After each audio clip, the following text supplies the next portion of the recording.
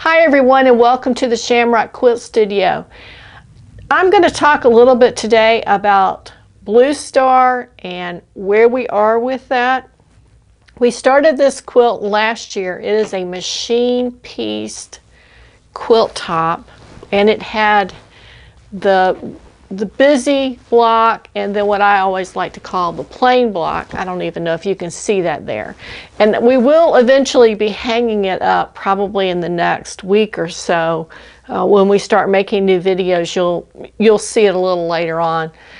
But we had some problems with this once we put it on the Grace Easy 3 frame, and I covered a lot of that in a video about how to load the frame, and then I had some videos about hand quilting it, and then ultimately a video about the problems I was having and having to take it off the frame. So the last time we talked about this, I had started quilting it in a hoop, a lap hoop. And here's the lap, whoops, not tightened up. Here's the lap hoop that I use. It just sits in your lap and it's adjustable, and the hoop itself will spin around, which makes it a little easier to quilt. Now, I will not have a link to this in the description of this video because the company that made this is no longer in business, and I can't even find any links to anything like it. There are some lap hoops that I find out there that may be great products, but I've never used them. So you may want to look for references for those products elsewhere. So right after this, I want to tell you a little bit about the problems we had and then show you how we fixed some of those and tell you what's next for this project. We'll be right back.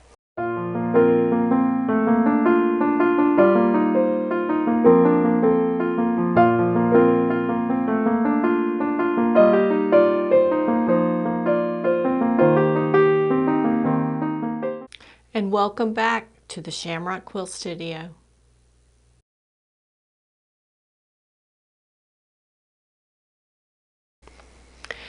Okay, last time we talked about this, we were having problems with it on the frame, and it came off the frame and went into that lap hoop, and we've been working on it.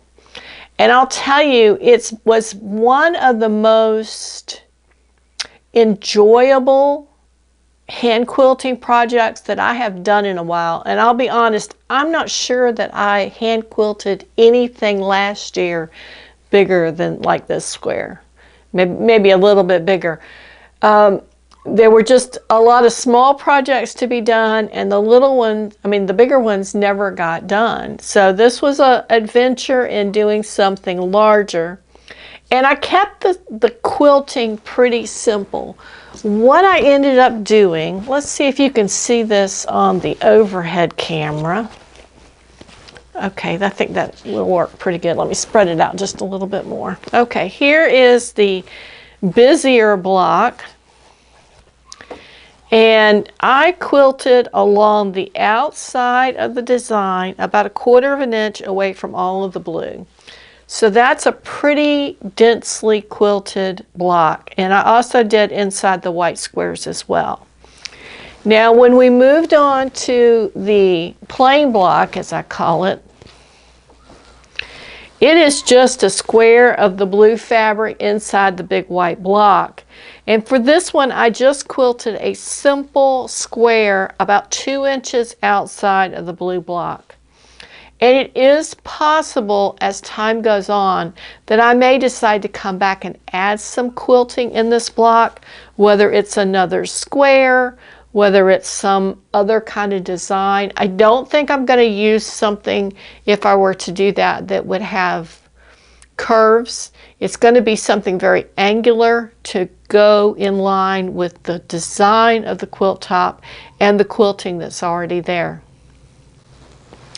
Now, I did all this in the hoop, and some of the disadvantages of working in the hoop is I like to keep my quilt sandwich really snug in a hoop or snug on a frame, because I do use something called a stab stitch, or something people refer to as a stab stitch.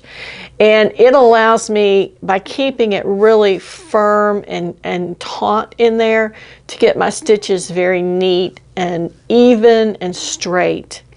But the problem with working on a quilt like this in a hoop is at the edge, you have to position it so that you can really pull those pull that fabric down on the bottom of the hoop to keep all of the fabrics tight in all directions. And that becomes a little more difficult. So there is a little bit of a pucker, I would say, in the white. And then since there is no quilting in the blue at all, it is a little fuller because you don't have that quilting to pull it together. But very little, because we did not have a lot of quilting in that white border. So what I've done is I've quilted it all, and then I brought it upstairs and trimmed it at the edge of the blue fabric. Now, part of the problem that I had with this quilt, and I think it kind of developed in the point that we put it on the frame, is that the backing fabric, when it was on the frame, was way larger than the quilt top. That was the first mistake. I should have just trimmed it to begin with. The other problem was the batting was just barely big enough for the quilt top. And I don't recall right now whether we used something we already had or we were trying to make it just to stretch to the right size. I don't recall. But in the end, what happened was it was fine everywhere except one side. And on that one side, we were short, I would say somewhere between a half an inch to an inch all the way down. So I had to find a solution to that problem. And right now I'm going to run a piece of video that I recorded showing how I use batting tape to fix that. So if you'll take just a moment and watch that, I'll come back after that piece of video and bring you up to date.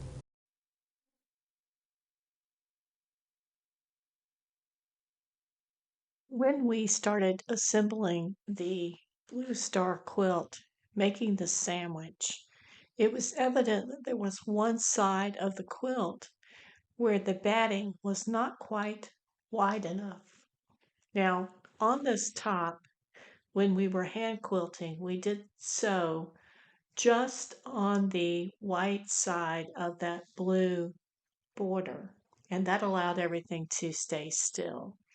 But we were still faced with the problem of not having quite enough batting. There was about a half an inch to an inch in some places.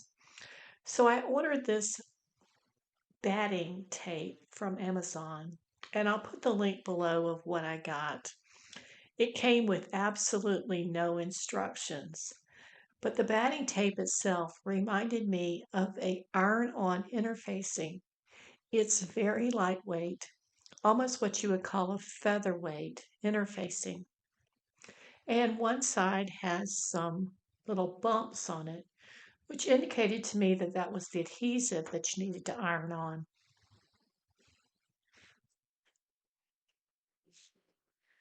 Now, I've lined this up so that I have a small strip of batting that's sitting next to the batting on the quilt, and I have laid a length of the batting tape on top of that, trying to get it as close as possible to match up. You really don't want any gaps there, because that would be a problem if it was pulled too tight. You could pull those apart. So we have it in place here. And we have a couple of pins holding things into a matchup. And when this is applied, the batting tape is going to sit under that dark blue border. So you won't see it as much as you would if it was a thin or light color fabric on top of it. I'm using a moderately hot iron to apply the batting tape, the same that you would with an iron-on interfacing, mostly pressing it down, but moving it a little bit to move from one area to the other. And we want to leave it on there long enough so that it gets hot enough to stick, but you don't want to leave it too long. So if you've ever used iron-on interfacing, use that as a guide for how long to leave it. Now I'm trying to get those two pieces to line up as close as I can.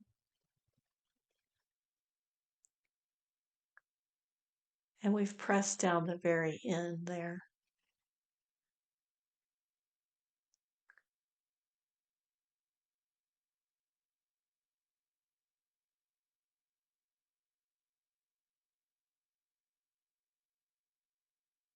Okay, let's see what we've got. Now with anything like this that's iron-on, you want to give it a second or two to cool off so that you don't pull apart what you've just done. But it looks to me like this has done a pretty good job of adhering that extra strip of batting. I'm using my lint roller to roll away any dark threads.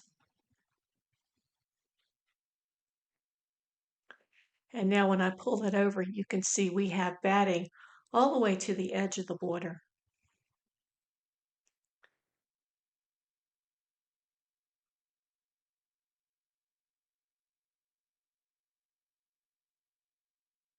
And I'm just checking to see how far that seam that we made is going to be inside that border.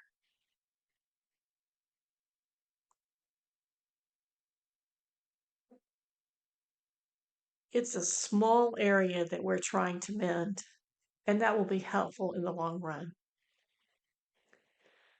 because we'll have a machine stitch that holds the border, the backing, and the batting in place before we put the binding on. And it's looking good. And please note there that when I was putting this on initially, that I had pulled back both the top border and the backing on the back so that I was only pressing and using that tape on the batting. And you can see, you can just barely see through that fabric. Now, since that's working well, we need to move on to our next section because we've got an area a couple of feet long where we need to make this repair.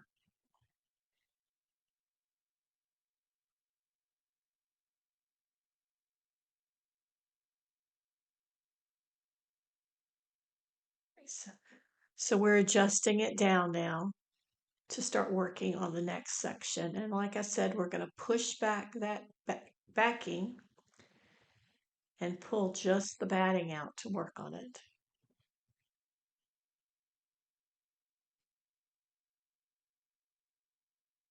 And we want to try to get it as close as possible for a good match. Now, there are ways that you can do this where you lay both layers of batting on top of each other and make kind of a wavy line cut between both. And then that allows you to match them up perfectly. I did not want to do this with this one because our piece of batting that we're adding is so very skinny. And I'm placing the tape on top of both pieces there. And I'm going to try to get them as close as possible. They're butting up the edges just as close as possible. And then in just a moment, we're going to iron those two together. Now this looks like it's coming together a little more difficultly than the piece we just did. And that is probably because as the piece gets longer, we have more distance. And here we have a little area where they're not quite matching up. So what I'm going to do is I'm going to look there at the back side. You can really see that gap. So I'm going to pull off the tape. And this is a good experience here so we can see how well that tape holds and if it is possible to remove it if we've made a mistake. And as you can see, we can remove the tape. It does take a little bit of the fuzz of the batting with it, but very little. You can see there just a little bit better what I'm talking about. And as you recall, this is a really skinny area that's going to be in that border right next to the binding. So we don't necessarily need it to be perfect. We just need that bulk between the two layers of the quilt so it doesn't feel like that area is empty or leave us with an empty binding.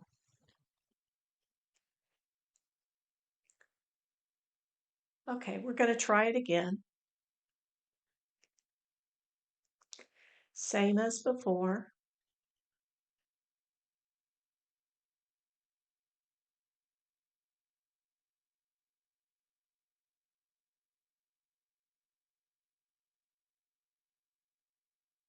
And again, you want to make sure it gets hot enough that it does stick. And then give it just a second or two to cool.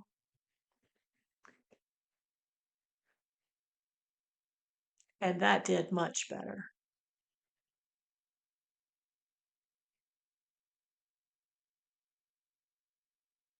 So it looks like we found a solution to our batting problem. You can see there's just a very, very narrow gap, but it's so small that it won't be noticeable. So I'm going to work on the rest of this area where we need to add a little bit of extra batting, and then we'll be ready to move forward on putting the binding on this quilt. And as I said, when we apply that binding, it will be machine stitched at the edge, and that will give it a little extra holding power to hold our patch on and keep everything nice and neat.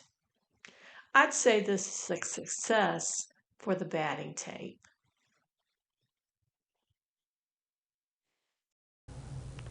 Well, I hope you're as impressed as I was how that tape worked. Now, if I was working on something very delicate and the fabrics were really thin, I might try to find another solution so that you wouldn't have that extra bulk of that tape there.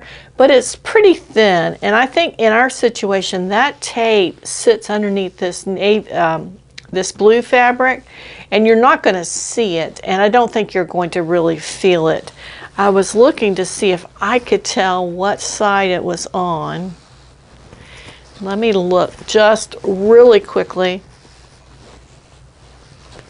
Okay, I've checked 3 sides, and we're rambling on here to the 4th side.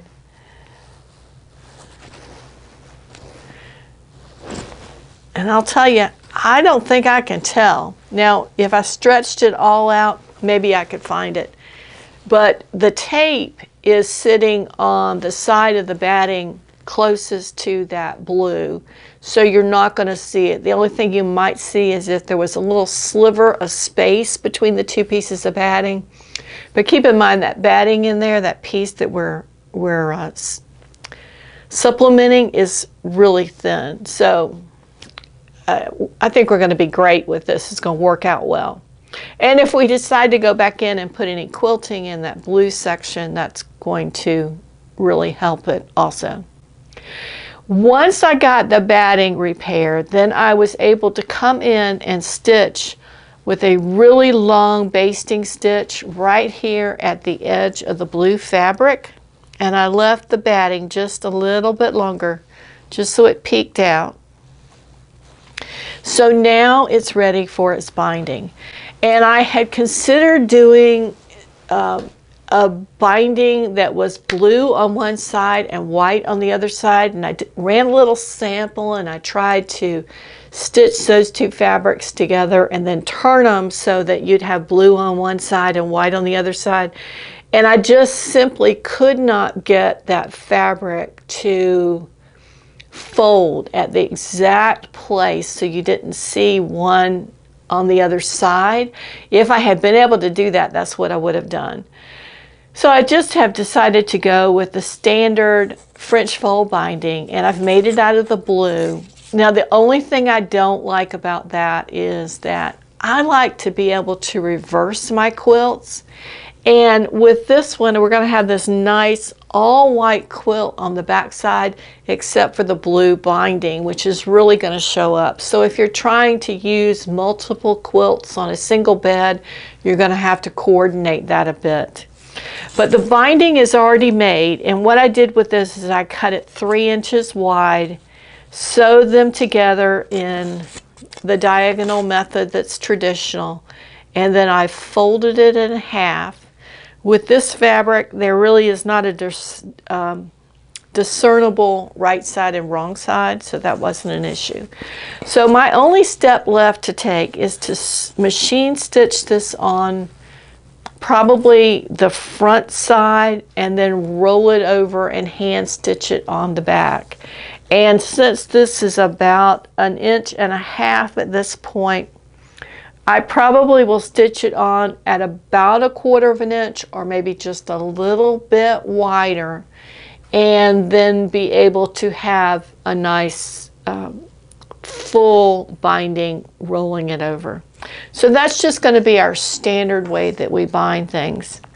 And then we're going to have a finished quilt, and I'm very excited about it. This was such a, well, this is such a pretty combination of colors. And I was looking in the store yesterday, and this is called dark royal blue. And that blue on that white is just really, really striking. I think it's better than a navy. A navy would have looked too much like black and white.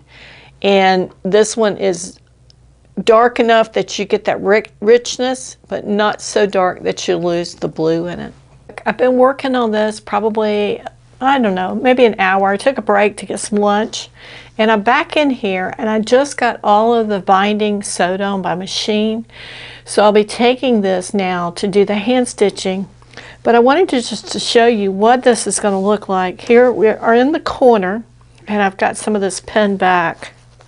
So this will be the front side, and when we flip this over, this is going to be the back. Now you can see we're in really rough stages here, but this back of this binding is going to fold over.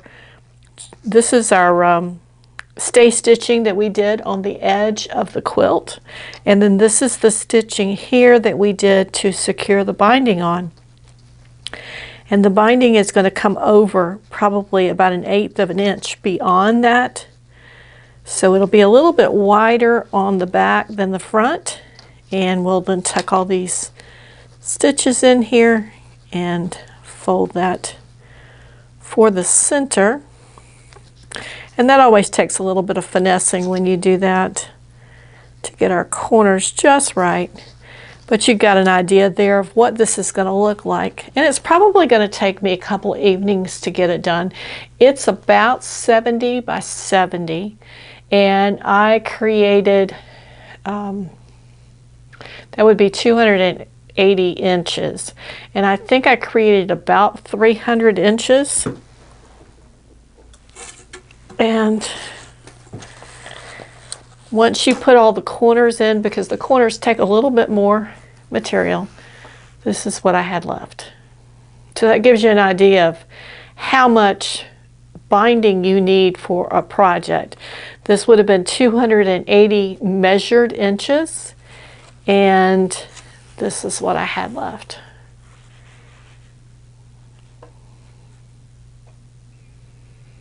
which I think, come to think of it, I think I had 8 width of fabric strips. So that would have been, let's say 40 inches by 8, 320.